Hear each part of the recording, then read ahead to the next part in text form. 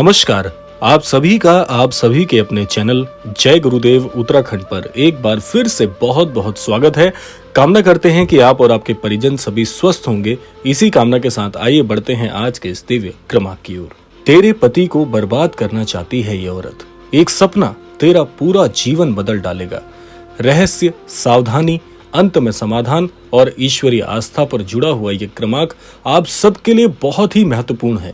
अगर आज आप इस क्रमांक का श्रवण कर रही हैं तो ये समझिएगा कि महाराज जी की तरफ से एक चेतावनी, एक बहुत ही गहरा विषय आपके लिए बनकर आ रहा है जो कि जीवन में बहुत जल्दी उकरेगा।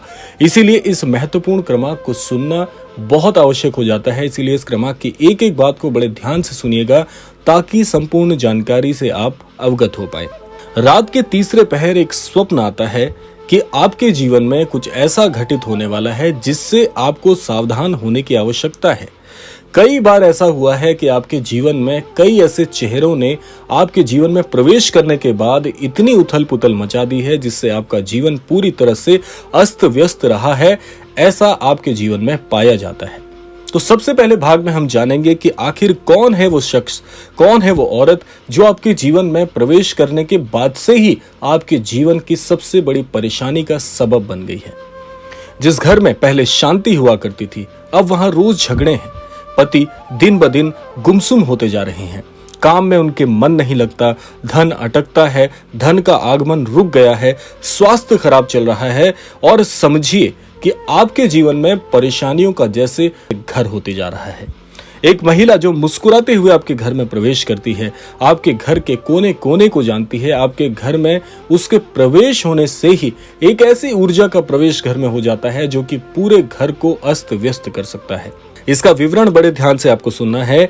सबसे पहली बात है कि ये महिला कोई दूर की नहीं है। आपके घर में, आपके पड़ोस में, आपके हर एक भाग को ये बहुत अच्छे से जानती है। ये रिश्तेदारी में भी हो सकती है, ये कोई पड़ोसी भी हो सकती है। बहुत जानी पहचानी सी सूरत है जो आपके जीवन में आप भूल नहीं सकते। महाराज जी ने कहा था अपने सबसे पास वालों से ही सबसे बड़ा धोखा होता है, तो इसीलिए ऐसा ही कुछ आपके जीवन के साथ भी हो रहा है। ये औरत आपके जीवन में आपकी कमजोरियों को पहचानती है, आपकी मजबूती को जानती है, आपके घर में पकड़ को समझती है और उसी के अनुरूप ये व्यवहार करके आपके घर में किसी भी प्रकार से प्रवेश करने के साथ साथ घर को खराब करने का माहौल भी बुन चुकी है। दूसरे भाग में हम जानते हैं कि कौन सी ईश्वरीय चेतावनी आपको इंगित करना चाहती है कि अब बहुत हो चुका, अब आपको सावधान होने की आवश्यकता है। तेरे जीवन में जब ईश्वर प्रवेश करते हैं तो सबसे पहले वो स्वप्नों के माध्यम से आपसे संपर्क बनाते हैं। स्वप्न किसी के वश में नहीं होते। स्वप्न कब, कौन से, किस प्रकार के आ जाएं, ये किसी के नियंत्रण में नहीं है। तो सबसे पहले विवरण समझ लेना कि आपको सबसे ज्यादा सपने क्या आते हैं। आप अपने आप से पूछिएगा कि जब भी आपको कोई स्वप्न आता है तो एक ही स्वप्न बार बार एक ही अवस्था में दिखता है। उस रात जब तूने स्वप्न देखा था कि कोई ऐसी स्त्री है जो तेरे जीवन में प्रवेश कर रही है और उसका चेहरा बहुत ही मासूम है, लेकिन उसकी साजिशों का अंदाजा तुझे पहले ही लग चुका था और वो तुझसे स्वप्न में कुछ ऐसी ऐसी बातें कह रही थी जो तुझे रात्रि के यानी स्वप्न के समय तो याद थी, लेकिन जब सुबह उठकर तूने स्वप्न को सोचने का प्रयास किया तो तुझे वो शब्द ही याद नहीं थे कि उसने तुझसे क्या कहा था। सपने में तू भागती है पर कोई शक्ति तुझे रोक देती है। जब तू बाबा का नाम का जाप करती है तब वही शक्ति ढीली पड़ जाती है।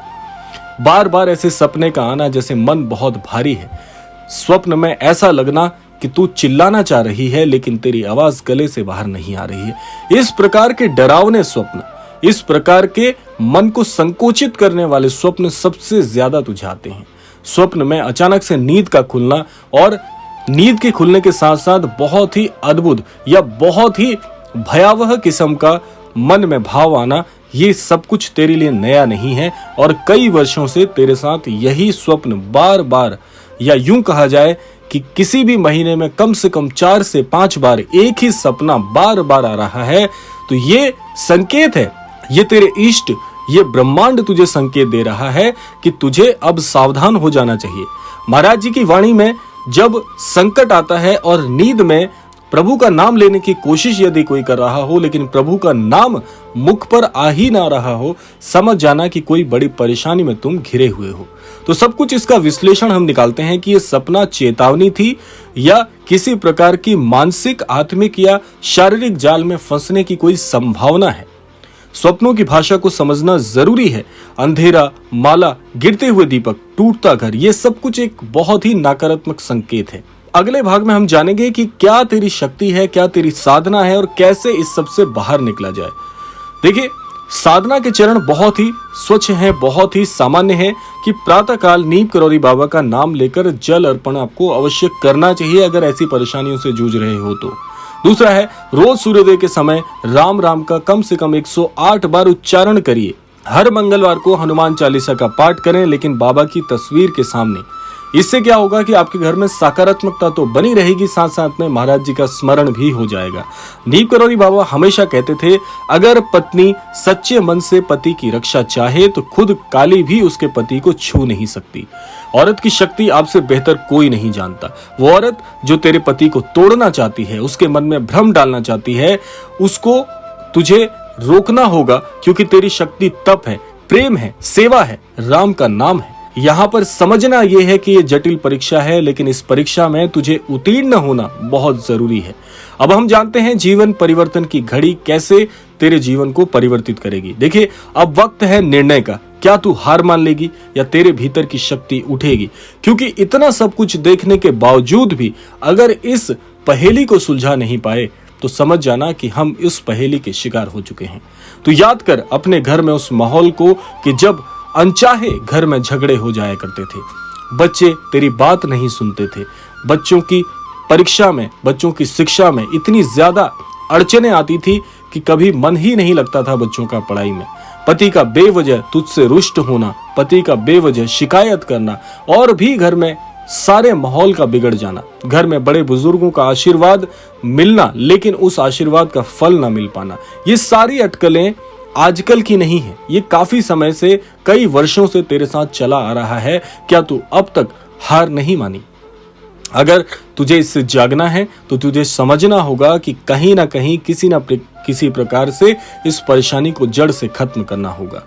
इसके लिए तू प्रेरणा ले महाराज जी की, तेरी साधना जरूर रंग लाएगी। आप महाराज जी से इस प्रकार से जुड़े, महाराज जी से प्रार्थना करना आप सब छोड़ देते हैं, ये सबसे बड़ी कमजोरी है। और आज स्थिति ऐसी हो गई है कि अपने इष्ट पर भी विश्वास टूटता जा रहा है तुम्हारा। इसीलिए उस विश्वास को टूटने मत दो। महाराज जी के समक्ष बैठकर कुछ समय निकालकर प्रार्थना करो। महाराज जी बहुत दयालु हैं। अगर महाराज जी के समक्ष अपनी परेशानी को अपने मुख से अवगत कराया जाए तो इस परेशानी का हल बड़ी सरलता से महाराज जी स्वयं निकाल लेंगे। इसीलिए बहुत सरल सी महाराज जी की साधना होती है और इस विश्व में सबसे सरल साधना मैं कहूंगा महाराज जी की है। महाराज जी के समक्ष यदि कोई भी व्यक्ति अपने हृदय की बात लेकर आता है तो महाराज जी कभी उसे निराश नहीं करते। छोटी छोटी साधनाओं के भाग हैं, जैसे श्री हनुमान चालीसा का पाठ जो व्यक्ति नियमित रूप से कर रहा है उसमें एक छोटी सी चीज और जोड़ ले कि महाराज जी की तस्वीर के सामने बैठकर आप हनुमान चालीसा का पाठ करके देखिएगा, कई गुना श्री हनुमान चालीसा के पाठ से मिलने वाला लाभ आपको बढ़कर मिलेगा। दूसरा, प्रभु श्री राम जी के नाम का जाप करना आप नियमित रूप से कर दीजिए। जैसे बहुत से लोग क्या गलती करते हैं कि राम नाम का जाप तो करते हैं लेकिन उनका क्रम टूट जाता है। इस क्रम को टूटने ना दें, क्योंकि जो व्यक्ति नियम का पक्का नहीं है उसका नियम बिगड़ने से उसके जीवन में आधी परेशानियां तो स्वयं प्रवेश करने लग जाती हैं। किसी भी नियम को जब हम प्रारंभ करते हैं तो उसको नियमबद्ध होकर आपको करना चाहिए। यानी कि अगर आपने आज पिछले एक सप्ताह से श्री राम जी के नाम का जाप शुरू किया है तो उसे भंग मत होने दीजिए। रोजाना थोड़ा समय निकालकर प्रभु श्री राम जी के नाम जाप की विधि को भी जो व्यक्ति अपना लेगा उसके जीवन में मिलने वाले लाभ इतने असंख्य हैं कि उन्हें आप प्राप्त करके अपने पूरे जीवन को परिवर्तित कर सकते हैं। तो इसीलिए महाराज जी का संदेश आज के इस क्रमांक से यह बन जाता है कि आपको किसी भी प्रकार से हारने की आवश्यकता नहीं है। तेरा सपना तुझे चेताने आया था कि वो औरत तुझे गिराने आई थी, लेकिन तू उठ जा, क्योंकि तूने बाबा का नाम लिया है, अब तेरा जीवन बदल चुका है। और इसी के साथ साथ महाराज जी कहते हैं, जिस व्यक्ति ने जितना खोया है चाहे उसके जीवन में कैसी ही विकट परिस्थिति क्यों ना आ गई हो, लेकिन कोई भी व्यक्ति मेरी शरणागत होकर मेरे नियमों को अपना लेगा, उसका जीवन महाराज जी यूं चुटकी भर में ही, उसका जीवन महाराज जी पल भर में ही परिवर्तित कर देते हैं। इतनी शक्ति है महाराज जी के शरणागत होकर आने में। इसीलिए आप सभी से मैं कहना चाहूंगा कि जो भी जीवन में आपकी परेशानी चल रही है उससे हार मत मानिए, महाराज जी की शरणागत हो जाइए, सारी जिम्मेदारी महाराज जी को दे दीजिए, आपका जीवन महाराज जी पल भर में परिवर्तित कर देंगे। इसीलिए अगर ये वीडियो आप सबके पास आया है जो इस क्रमांक को सुन रहे हैं, अपने परिवार को बहुत प्रेम करते हैं, इसीलिए महाराज जी से जुड़ें और महाराज जी की सारी शिक्षाओं का अनुसरण करके अपने जीवन को परिवर्तित करें। इसी कामना के साथ समय आता है विदा लेने का। विदा लेने से पूर्व समय है रोजाना की प्रार्थना का। यही प्रार्थना करना चाहूंगा कि श्री महाराज जी सभी को सन्मति और सद्बुद्धि की प्राप्ति कराएं और इस संपूर्ण सृष्टि का, इस संपूर्ण लोक का कल्याण हो। इसी कामना के साथ विदा लेते हैं, मिलते हैं अगले क्रमांक में। तब तक के लिए जय श्री राम, जय गुरुदेव, जय उत्तराखंड।